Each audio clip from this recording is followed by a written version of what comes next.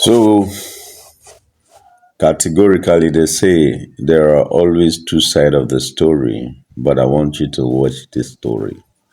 The two sides, I want you to choose which side do you like. Is it the side of easy by force, or is it the side of you are owing me money? You are owing me money. I sold my things for you. You are owing me money.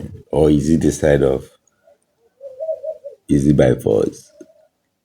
Easy by force to friend you. Let's watch it though. I see which side we belong to. He's using the moped to do. He's using moped to do the wrong job. Look at betrayer. Look at a betrayer. Is it See betrayer. I don't You are want owing me. relationship. You are owing me money. You are owing me. You are owing me. I sold my God to do election for you. I borrowed money for you. The way you borrowed money from Asobia and everybody. You are a betrayer. Billie, you are a betrayer, Billie. Look at it.